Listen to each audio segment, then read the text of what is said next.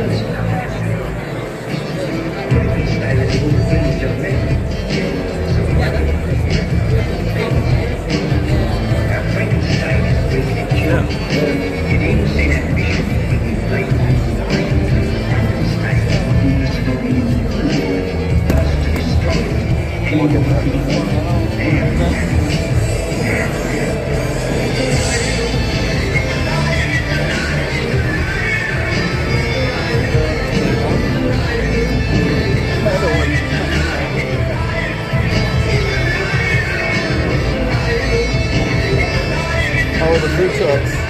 There are drinks, smash but there's no ice. Oh, that sucks.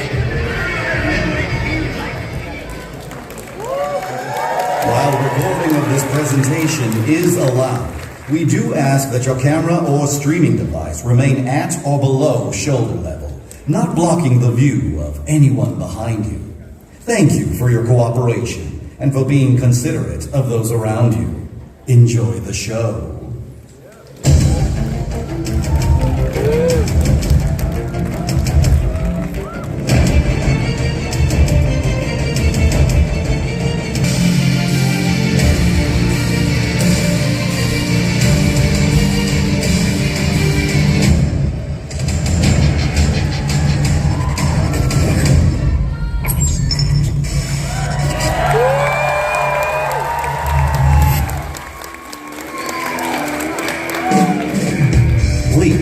Welcome to the stage, Wardrobe Manager Bill Meyer, Creative Designer John Aspirin, Creative Designer Daniel Miller, and your host for this panel presentation, Associate Producer Pasta Berkey.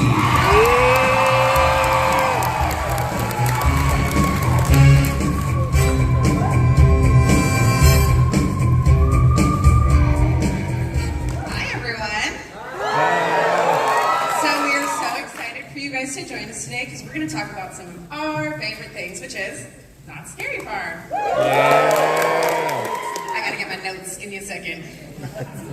So, thank you all for joining us. We're very excited, and the first thing we kind of want to talk about is, Scary Farm is the granddaddy of all Halloween events, and sometimes things have to leave. I know. So the first maze we want to talk about, returning to the fog, will be...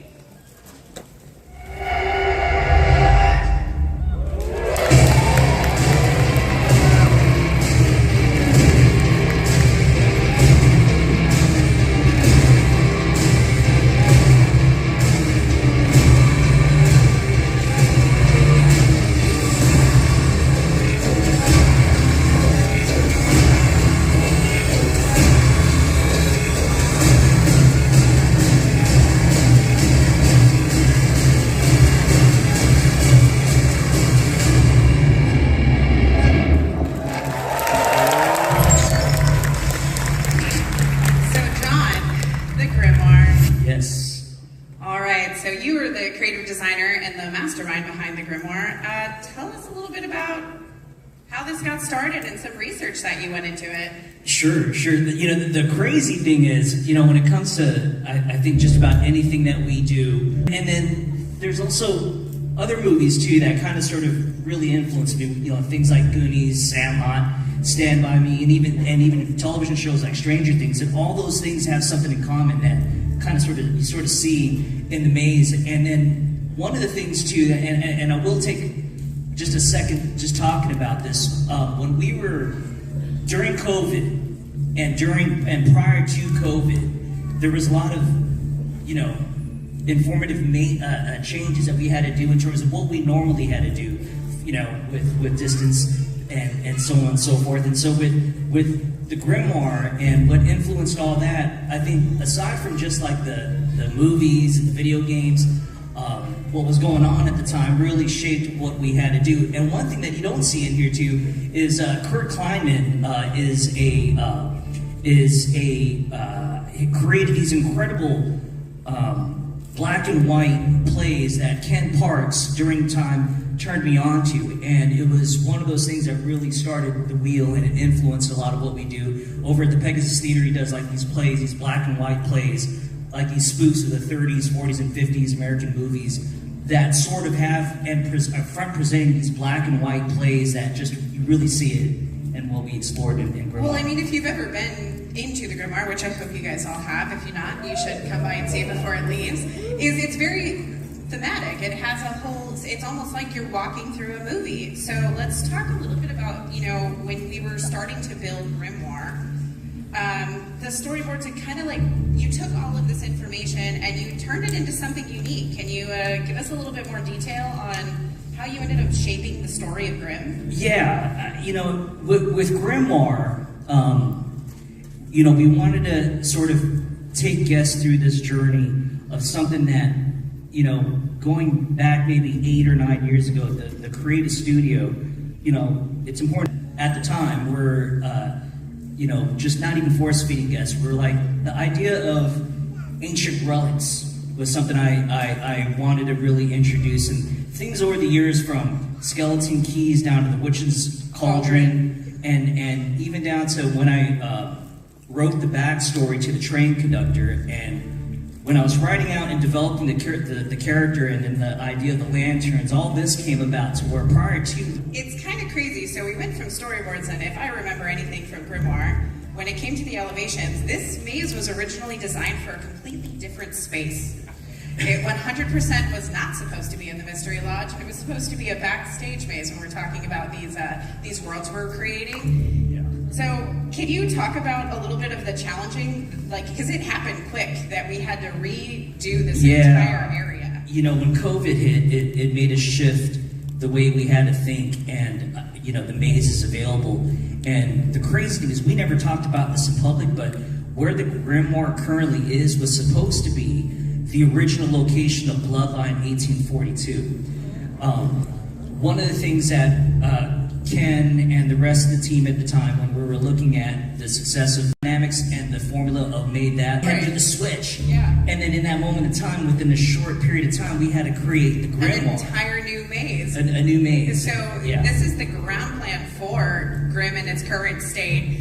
And it did not look like this originally. So if you kind of take a look, that it's kind of a long linear maze. John, when we originally, can you tell us a little bit about when you were reshaping? Essentially, you designed a maze twice? Well, yeah, we had to think of all the things beyond just the design side of things. You know, there's an equal play going on the operational side.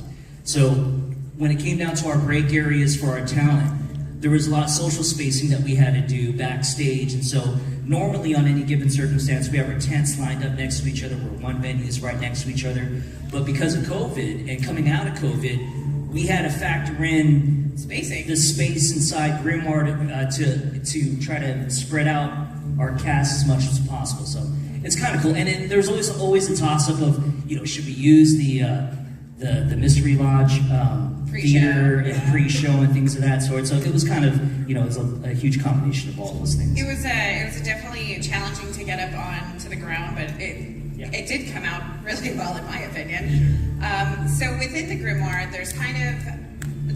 you created these different sort of glowing worlds, and if you ever walk through the maze, you'll see that there's a lot of glow element that comes from the Grimoire. Can you tell us a little bit about how you came up with this glow? I think what it was definitely a team effort.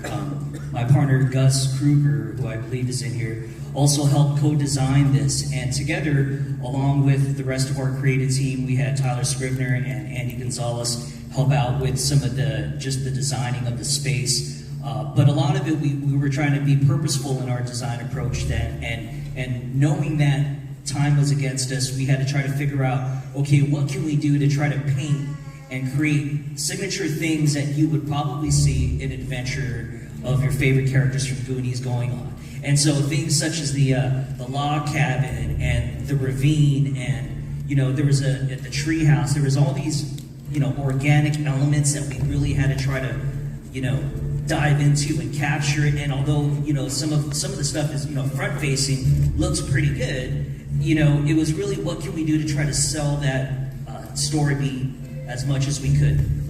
We had our incredible lighting designer Harrison come through, and we leaned on him and what he could do with the lighting. We had our audio designer, we had Dickie, and then we also had Rob Perez help out with shaping all the audio stuff. So succinctly, all together, you know, we wanted to try to have all those elements, try to really carry out this all these story beats in the Grimoire.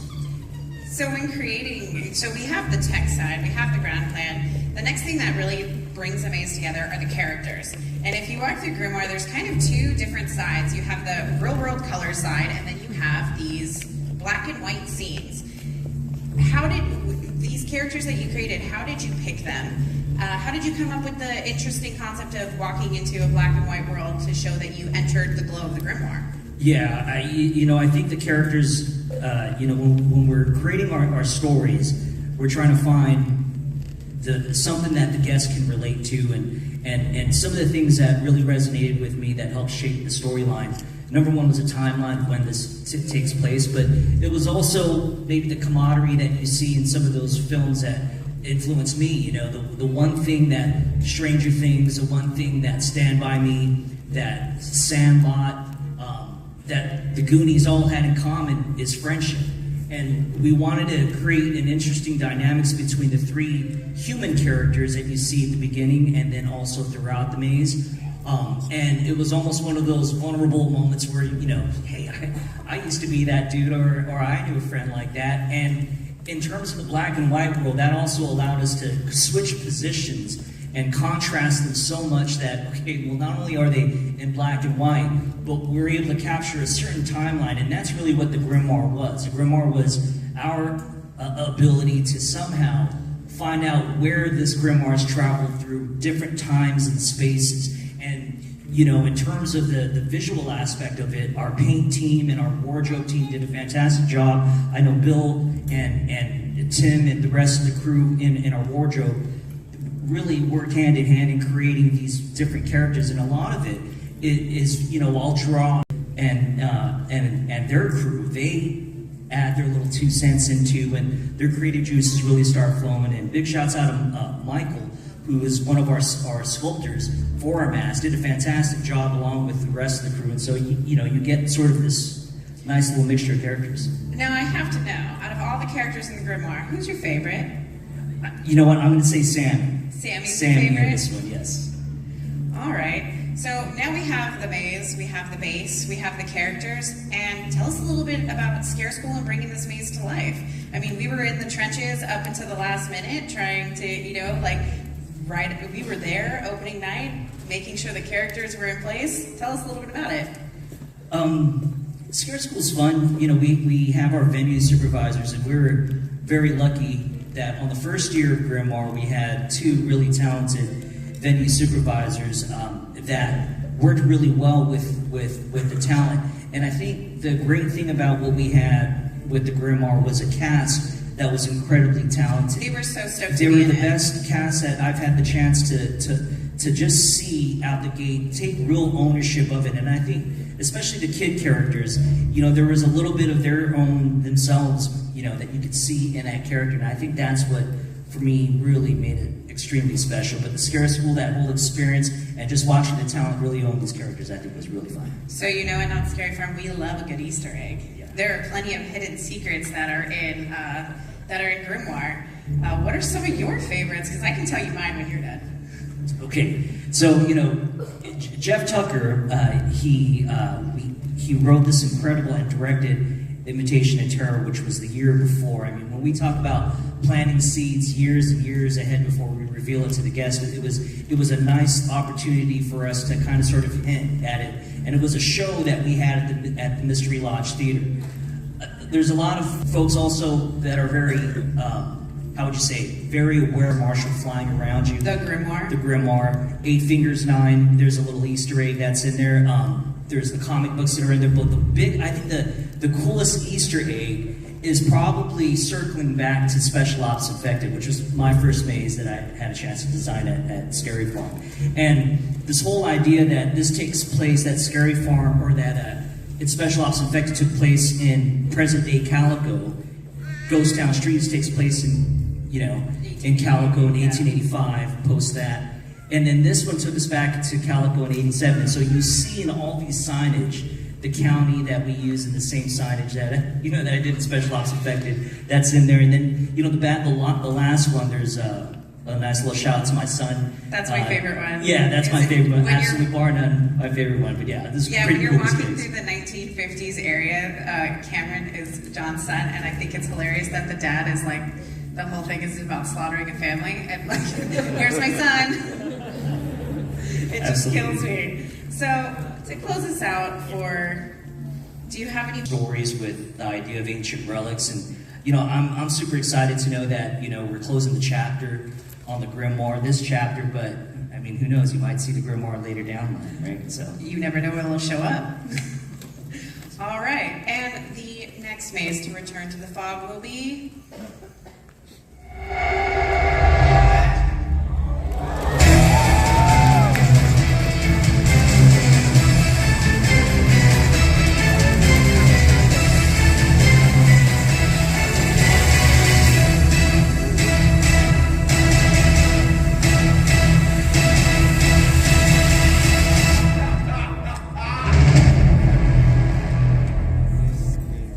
That's right, Mesmer. Final year this year, Daniel Miller. Oh my goodness gracious. In the twisted mind of Daniel Miller, you brought us Mesmer. Yep. You sure did. So tell us a little bit about how you came up with Mesmer. Like, where did this come from? Now I said, you know what? This is amazing. This is so cool that we can get people to do things under hypnosis. There's a lot of sources to this, but probably Get Out was the biggest one. But we also would love at Now Scary Farm to partner our mazes to the locations that we were at. And this maze is closest to Carnival, which is sort of like a Dust Bowl 1930s maze. The very first time I pitched this, it actually was supposed to go into Wilderness Dance Hall. And it was supposed to be like a snake oil salesman. Oh, I remember Mr. Murphy. So it was supposed to be, in fact, I was pitching the idea that everyone get a little bit of like grape juice and like they would drink it and then everything would be hallucinations. This Don't take anything he gives you. This style of maze is very, I love the style of maze, which is the delirium, nightmare style maze, which is based off of great illusions or illusions that you're seeing. So that was a big focus of what we did. But I really wanted to capture that 1930s Dust Bowl hypnotism show, which would cross the Midwest and be kind of horrific. So that's the kind of the spine of what Midsummer. There's sort of versions of hell or versions of their nightmares. So we had all kinds of characters. We started this a long time ago, and because of COVID, we had to split this in two. So the basis, the first part of the maze kind of was all built, and as the ground plan showing, and we basically, because of COVID, had to delay and pick it up again. Well, it was really interesting because we did build a lot of this, or we didn't build any of it, I should say. We drafted a lot of it behind a screen. So we were having conversations through Zoom. How did you manage to build a maze through a screen, really? Like, we weren't able to go to... Time to really go into character development. Which, one thing I did want to mention, though, that was an early on concept. One of the challenges that... Headphones to listen as you walk through the maze, and you could just hear Professor Midsummer in your head. Yeah. So I had these IR headphones giving out to everyone, but of course, because of COVID, everyone was very concerned. So we basically we challenged the audio team to get as close as possible to separate the voice in your head and the music and sound effects above you. Think like a really messed up silent disco. Yes. Elevations, and you really had some interest through either a pendulum. A pendulum, and I said, none I've ever seen has ever done like a pendulum motion room, or an entire room Sways. is swaying under you. And I just want to try to repeat all those motifs all throughout the maze to really enforce hypnotism. If you do walk through Midsummer, which I hope you do, it's look at some of there is pendulums quite a bit, and there's a lot of movement that get that sway back and forth. So then you took this all to production. Like there's a twisting hallway, there's mirrors, there's this crazy giant balloon, there's plexiglass floors. What did our production team think when you gave them all of this?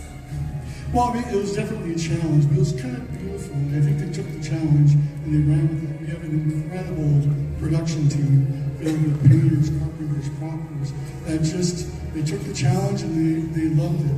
It actually, that year was the only one that was actually, I think it was the only maze that that was the only maze we built, yeah. So they put their heart and soul into this, and I give them all the credit because I thought it was a home run from the beginning. Absolutely. And I got such positive feedback. Daniel, I have a question though. What is Little Miller? That's the closest thing to myself, Parker. For the zoetrope room. So next time you walk through Midsummer, make sure to say hi to Little Miller. So then, as we touched on earlier, that we said, we built this in 2020. We had all the backstory. We really got to dive into some of these characters. Tell us, we wrote pages of backstories for some of these characters, like novels. If you ever have a chance to, which I don't think any of you will, it's internal information only. But there's these huge backstories. Tell us a little bit about your characters, and then I also have to know which one is your favorite. Well, I'll answer what my favorite one is. I'll tell you a little bit about their backstory. Spider-Boy actually is my favorite, but passes on to you guys.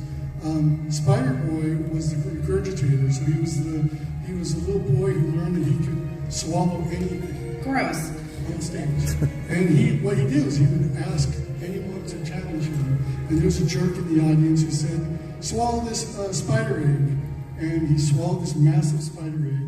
It exploded in his stomach and came up, and then all the spiders came and bit him inside and out. So, lovely. We had to bring this maze to life. Tell us a little bit about it. Well, first, as I mentioned before, all the prop paint building aspects. I'm pretty, as people know, in production, I'm pretty tight with my art direction. I kind of visit the maze every day, make sure everything is going. It's called hovering. Yeah. So I just kind of keep a very close eye And How many people do you think are in our production house that built Mesmer? Like, what would you say the crew size was? was an entire crew, so. That's true. We had a lot of people building Mesmer at this time. So as we're saying goodbye to Mesmer, do you have any thoughts about farewell and looking for things in the future? Again, it's probably one of my favorite mazes to come out recently. And there was so much time given to it and love to it. They think of it. And that one, I was so proud of it because that was great. They were on opening night. I remember a little insider trip for Scary Farm on opening night of our new venues. You usually see some of our designers, or you'll see some of us standing at the exit of the maze. So instead of standing at the beginning and wishing you well, we want to hear. So when you're walking through Carnival, which we're going to touch on in the next segment, actually, is we're talking about the artwork because there was quite a bit of artwork. But further ado, so at Scary Farm, we have quite a big cast of characters, and we're going to talk to Bill about wardrobing. So Bill, how many characters do we costume at Not Scary Farm? It's about I'm going to say 800. In and out of our central hub, and we have to keep all of them different. Whatever feel of the park. Can you touch a little bit about how you ended up making sure each character, whether they're in a maze or a street, have a different feel to them? By all means. I mean, if we had 1,000 monsters and they were all dressed alike and you couldn't tell them apart, what would be the point of having 1,000 monsters, right? Truth. Exactly. So we set to make sure that every maze is identifiable as that maze, every scare zone is identifiable as that scare zone. So you can look at a character and know who they are, where they belong. Whether you're able to walk through the maze, you at least know there's a story there. You're able to put things together. We do that with color palettes. We do it with textures. In the boardwalk, all of our clowns, all of the costumes are black, white, gray, red. That is it. The color in the calico heat and the calico weather for 100 years. That's the look of that. Everything in Ghost Town, there is not a costume piece in Ghost Town that. I feel like this is a good point. If there's 1,000 people who come in, how many are on your staff, Bill? In my costume shop, if everybody shows up, I have 25 people. 7 of those 25 only issue uniforms to my park. The rest of them are working as dressers, as costume builders, stitchers. I've got a couple people who just take care of Charlie Brown and Snoopy year-round. That's their focus. They don't get to play in this world. So in working on these costumes, I'm going to say 12. Who are really working on it? At this time of year, we also add about 35 makeup artists a night. We have about 350 people we put into makeup every night. Again, plus Scare Force on top of that as well. But we're busy folks. We are, and we are very busy here at Not Scary Farm. So with these 2 new mazes that are returning, they have very different looks to them. If you think about Mesmer and you think about Grimm, they're completely different. Can you tell us a little bit about how the challenges you had while creating these 2 different venues? Because I know we were both in COVID. I mean, I was in the shop during 2020 helping, so tell us a little bit about the process. Yes, Pasta came by our shop quite often and worked and sewed with us. We built Midsummer during COVID. I had a different staff at that point. I had a handful of women whose families have since said, our moms are retiring, and they didn't allow them to come back after COVID. I'll be honest with you, we were their retirement job. So they came in, they worked a little bit here and there. We worked through that maze bit by bit. I don't think we worked on any character all the way through. I don't think we saw a finished character until we opened that year. Just because that was life that year. It was trying to get stuff built bit by bit. We had here somebody working on bodices. They were here Tuesday, Thursday. Our staff was broken up to avoid contamination. Contamination, yeah. Those costumes we set, you'll notice everything is reds, but not just bright reds, but deep reds. We have burgundies, we have golds. There's a lot of patina, a lot of wear, a lot of age in our costumes to this maze. Nothing is fresh. Nothing is what we were going to purchase. My wig lady basically said, you're buying gray wigs. Most of the people have gray hair and are looking for wigs that aren't gray. I said, yes, I'll take them all. So we bought so many gray wigs that year. And then we built the Hellhounds. This is great. How are we going to make it work? And so what we did was I found, what we say was in-house. I did buy, thankfully I have access to all the Ghost Town uniforms and costumes for Knott's Berry Farm. I had a new vendor that, right before we sourced this, introduced himself to me saying, I've got a whole new line of Western shirts. I know that you do Ghost Town Alive. I'll give a plug to that as well. But maybe you'll take some of these things. Actually, I think I've got you. It is a Ghost Town duster, which, by the way, is the same duster that we used in Bloodline for all of those folks, but that's a different story. We love a good duster. It's a coat moment. It is. It is. When it came to the masks, John had given us a face. We had one version of the face. We had another version of, and we said, we'll never be able to get enough masks produced with just these, and so I asked Michael to go ahead and do this, and give me the two faces that would be halfway between. And he came up with 4 faces, just repainted. We'll find a different way, but yes, those are produced in our shop. So to speak on Midsummer, so Daniel Miller decided to draw all these crazy. I purchased fabrics for this new maze that was coming, and then the park shut down. And we basically sat there knowing what we had on the shelf. Is a true ballet skirt with the box pleating. It's a very impressive costume that she's wearing. There's the Lucindas that have all the different, like if you have a chance to walk through the maze, they have hats, they have arms, they have bands. I made leggings, like it was crazy just how many different costume pieces we put to bring this together. When we went shopping for the fabric, we were looking for stripes, we were looking for polka dots, we were looking for paisleys, we were looking for any... Okay, the next one is Jeff Shattuck. So Jeff, your team has one of the craziest parks, and as we talk about transforming the park, Bill has to costume everybody. Jeff has to transform the entire park. So if you walk through Knott's Scary Farm, there is not a single place that does not have any sort of something to it. There is scarecloth, anything. Tell us about your team and how many there are and how do you do it? With a hope and a prayer, no. So a lot of people don't realize that we actually do transform the park starting September 2nd. We do it in approximately 2.5 weeks. We do not get to start Halloween early like they do on the mazes, which some of them are already practically finished, or they are finished. We don't get to go in and do anything until the day after Labor Day. It's a huge undertaking. I have a great team. They work very hard. We prep and we get everything lined up in the shop, and it's just in piles. And you walk into my shop, and Halloween has exploded. There's no room to walk. There's very little room to work. And once we get Halloween done, we're starting on that other holiday that's right behind it. Yep, that's very true. So everyone... It didn't exist the first few years. It was introduced in 1975. And when it was first introduced, as you can see here in this picture, it was actually dyed. All of it was dyed various colors: red, blue, orange, green, purple. I mean, color. On the 50th year of Scarecloth at Knott's Scary Farm. How exciting! Another 50th. We found that out today, actually. So when you're covering these entire landmarks, how much does it use? Like how many pounds or feet of... It's sold by the pound where we buy it from. Everybody buys it from different places. Knott's tried to keep it a huge secret for many, many, many years. Employees come and go. They walk away with the secret.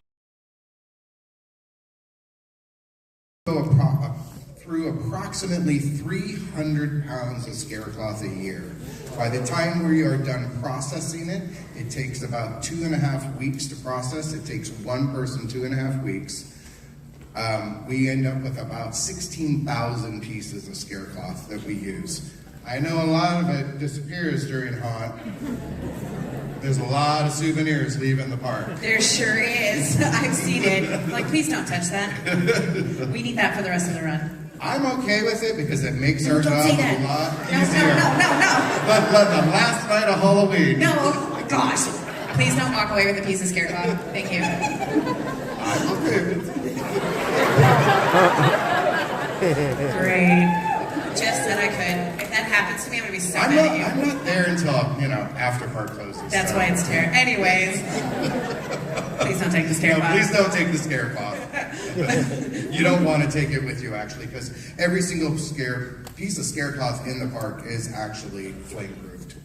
It has to be flame-proof to be put on the buildings. Also, don't try to light it on fire. We're not trying to give you good Yeah. ideas here, okay? Thank you. Leave it on the buildings. Photographic places in the park. Tell us a little bit how this got, how did this come up with it? You take just the windmill and you turn it into this crazy thing. So let's talk. I need a new main gate statement because I can't put all the posters up there again because it just wouldn't make sense. So this is what we developed last year, and it actually grew, I would say about 15 keeps feet. growing. Yeah, it keeps growing. So you put a lot of time and research into it. So where did you come up with this graveyard that took over knots? So we reused our skeletons that we've had for several years, but I wanted them to be reapers, and I've gone down this whole reaper road, and I'm developing a little character sideline here. Highgate Cemetery, I don't know if anybody's familiar with it, is just, to me, one of the most amazing cemeteries in the world. It's in England, it's fantastic. Just the architecture, there's just tons and rows of crypts. And that was the inspiration for what we created for Main Gate. That's pretty impressive. So you took all of this and then you met with a concept artist. And Yes. How many different revisions did it go through before we get to where we are today? So the top right drawing, the pencil drawing, was me talking to one of the artists that worked at my shop, and she sat and she sketched, and then I was like, okay, let's change this, let's change that. And then it came about that we wanted to turn this into a lantern trigger as well. So there's a trigger up there. A lot of people didn't know that it was there. It was kind of Creating these pieces, because we talked about how you don't get to take the park over until after Labor Day. When does something like this start to take shape? Well, this was built off-site by another company. This was actually produced in July. So. All right, so somebody's building coffins in the summer month. That sounds about right. Yeah. That tracks. Yeah. Well, John does toy shows, and I call him and say, hey, I need this cemetery thing. And he's like, oh, great, something new and different. I'm in. Main, state, even. That's how quick his team works.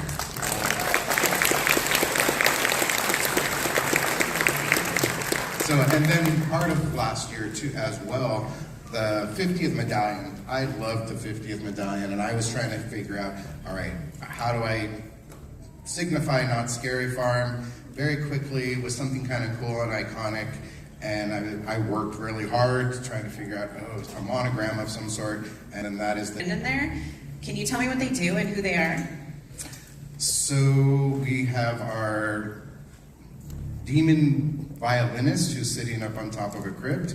He was a really great piece that I saw in St. Louis, and I worked with the company who built it, and then we built the wings for it in-house. And then we've got our Reaper holding the lantern on the giant stick. The way this one works is you trigger it and all the candles go out and the lighting changes. Like, oh my God, where did he come from? I love him. She goes, he's going back to my office, I have to have him. I did. I tried to take him and he wouldn't let me, so now it's at Main Gate. I fell in love with him when I saw him and I had to have him, and I'm like, then putting him at the main gate, and I call him Peeper. He's just so cute. He actually moves back and forth, so he hides behind the tombstone, and then he pops his head out, and then he hides again.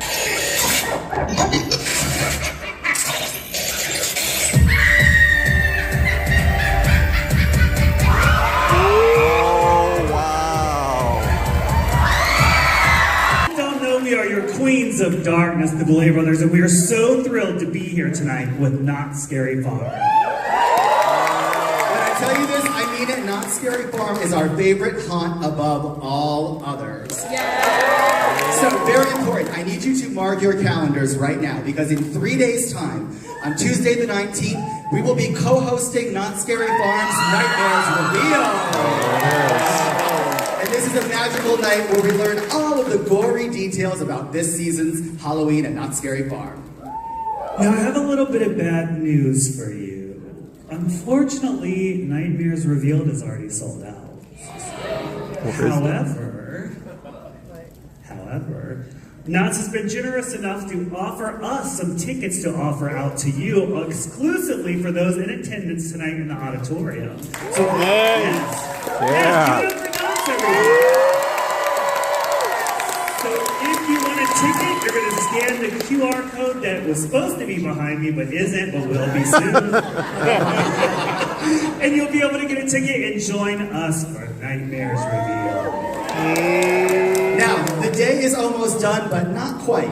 So Drac and I are going to head over to the Not Scary Farm booth on the main floor. We would love to see you there. If you'd like to meet with us, have a photo, we would love that. But if we don't see you there, we'll see you at Not Scary Farm in...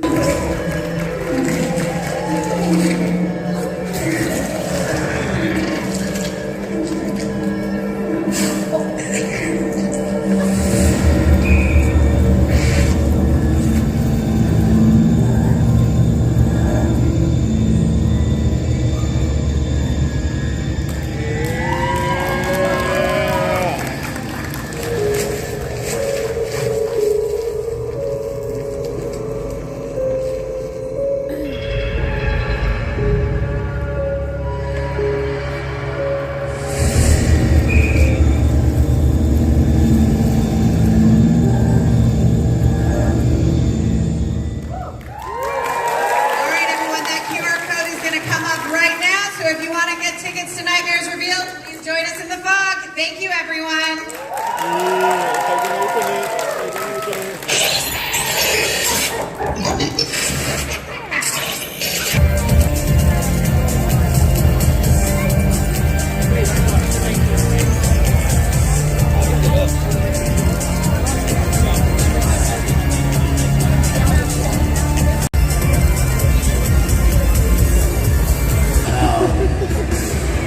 Enjoy the I'll rest see of you your on Tuesday, Warren.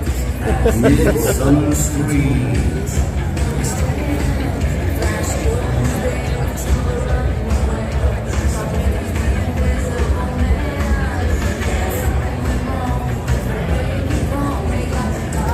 Wow, that was a super surprise. Yep. I did not think that would be the Boulet brothers, though.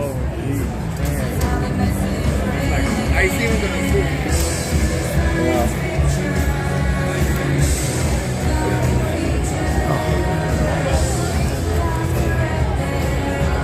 You're going to the thing later? What thing? The bowling? Oh, that's right. That's tonight. Saturday, how you think it's Friday today? The party. Yeah, I always forget that. Damn. I might just be a freaking muggle. Wear my freaking Harry Potter robe. Where is that at? It's in the boiler room, you said? Ballroom. Oh, in this room? Yeah, 8. Oh, okay. I might not stay until 10. I have to go get food, and then maybe I'll come back. I already ate, so like, I don't know. I might just get some snack. I have snacks in the car. Yeah. Just get changed a little bit. That was a super surprise. Yeah, I know. Damn, okay. Just have to get my internet and check it out. Yeah, yeah. I like your shirt, Marina.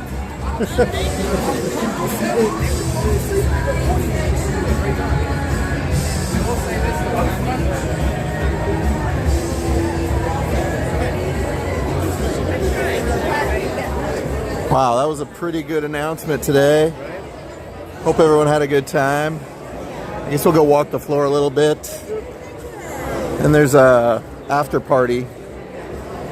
What time is after party, Gerald? It's at 8. 8 o'clock? So there's going to be an hour of just moving around. Yeah. Might go down on the floor again and get that drink. That limited drink. Plus a cup. Oh, there you go. Wet the whistle.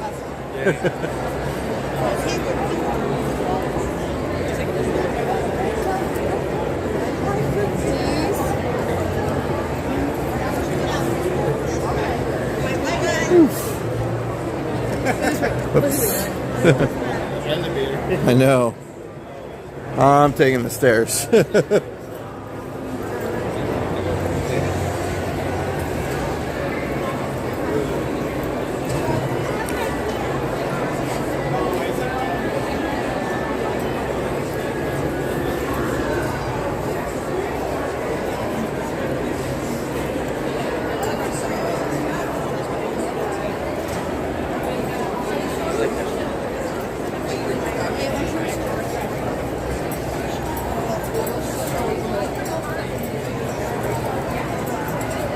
Oh, look who it is.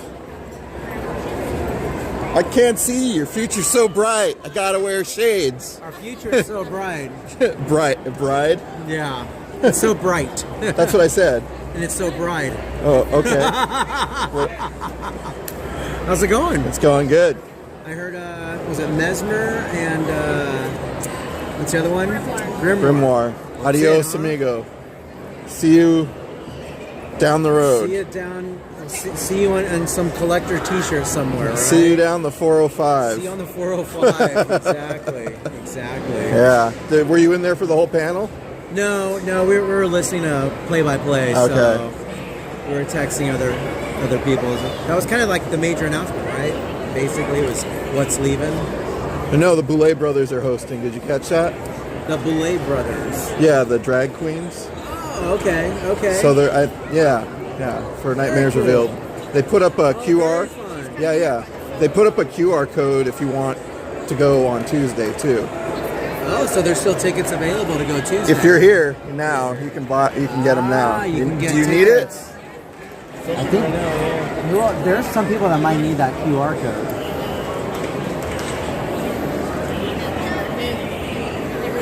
Story films. Somebody wanted that QR code. Send it to Story Films. Wait, hang on. I'm doing a video here. Photo. Thank you, sir. You're welcome. Figured someone would need it. Nice. Are they still 30? Whoa. Wow. They didn't tell us that part. Dang. Last you chance. really gotta go. Like if you need to go, then you gotta pay the price. Yeah. I mean, if you drink a case of beer, then you gotta go. That is wow. That was crazy. crazy. Yeah. Do you know my friend Gerald? Gerald? Hey, Living Dead fan. Nice to meet you. Nice to meet you. We're gonna take a quick photo. Okay. Real quick. Do you want to be so kind to take the picture? Oh, you want me to help you? Yeah, sure. No problem. Thank you, Brian. You got it. Well, let these people by. All right. Here, I'll hold your. Oh, yeah. You're gonna hold that? Okay, thanks, Cheryl. Thank you, Frank. I'm getting out of the way, my bad, man. This way, right? Ooh, why do you think so low? 2, 3.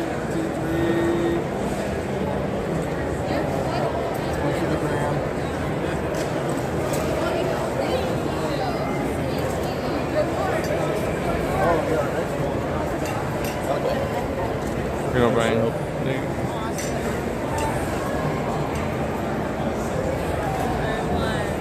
So, there's a QR code for Nightmares Revealed for Tuesday for the Not Scary Farm revealing of the new houses and to go around and hang out in Not Scary Farm basically. There'll probably be one house that'll be, or maze that'll be lights on, or maybe 2.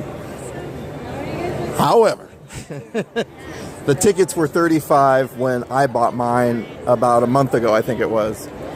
They're now $50. They're now $49, $99, $99. Whoo! Well, they're $50. I sent you the link. Wow. Yeah.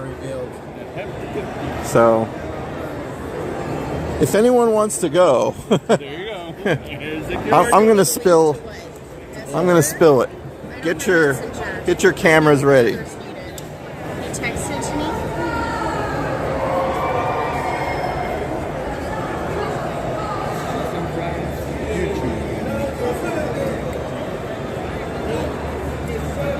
Where did it go? Now I can't find it. Oh, there it is. All right. Hold on, let me get in a darker area. There you go.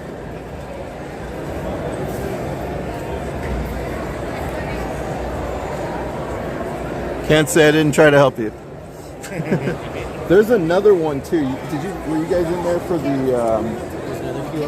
not a QR, but for the 13th door? That's the phone number, and then you get a free ticket.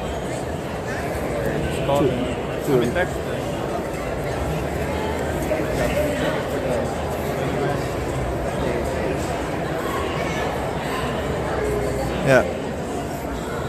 Next MS. So you receive one free ticket to the Jack O' Lanterns Festival Fright Nights at the Winchester Mystery House in Los Angeles. So you get two. Winchester and Okay. Those three, I think. I don't know if you choose or they give you both. I have no idea. Oh, we'll be lucky if we get both. because it says in caps and.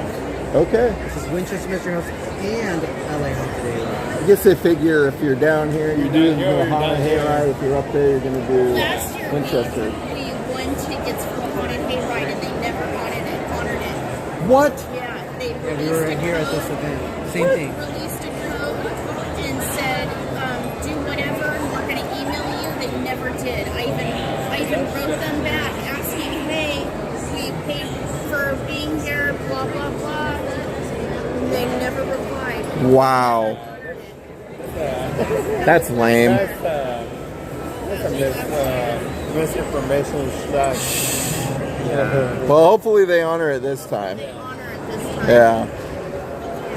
Yeah, I mean, last year I remember telling her, yeah, we're going to do the Haunted Hayride. We Yeah. have tickets. we got Elvira there this year, so Now it's Elvira. yeah. Elvira's coming to the Haunted Hayride. Miss, I'm not putting my costume on again? That Elvira? Interesting, okay. She needs a paycheck. I guess so. I'm not sure like exactly how. I know they're putting her voice in a lot of stuff, but I'm not sure if she's part of the show. That's what I thought, though. That's kind of what I was being insinuated, because the guy that came out, who's the guy who came out that for Knott's that goes there? He does the show for Hayride, but then he did for the 50th. He did the 50th. That guy, I forget his name. I know, it's hard to remember. He came out and said, I'm not going to be the guy. We have someone else. And then Elvira's voice came over. And then she came out. Not in costume, but, you know, Sandra Peterson. Sandra Peterson. Yeah. Yeah.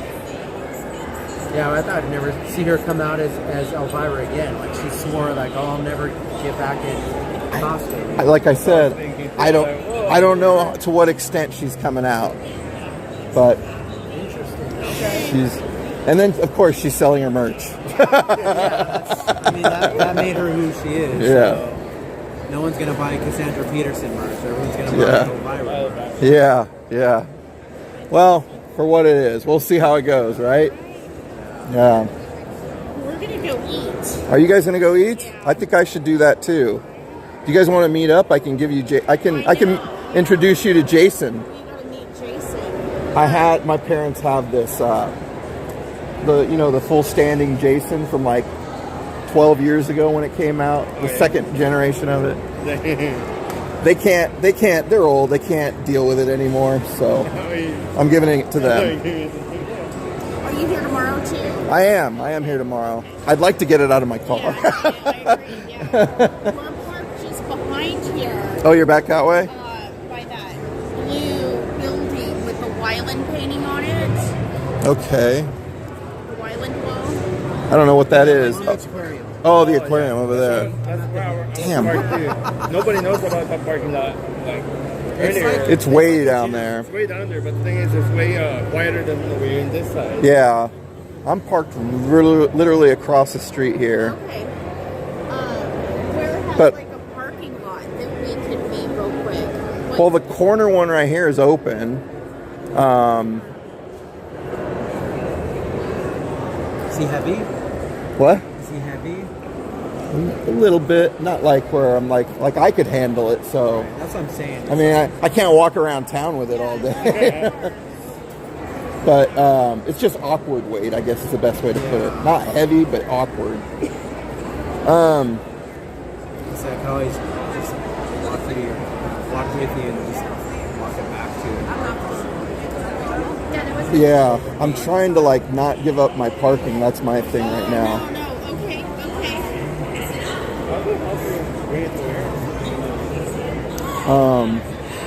Or maybe one of you could go to that lot, because we can probably carry it to the lot next door, I think. Okay. And then go from there. Yeah, let's try and do that. Let me end this stream. All right, everybody. We're ending the day for today. I'll give you a shot of some pretzels.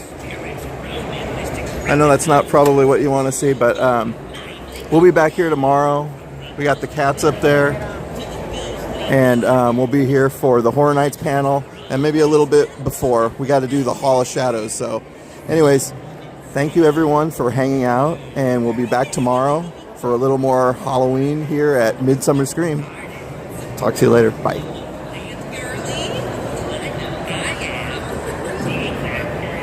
All right.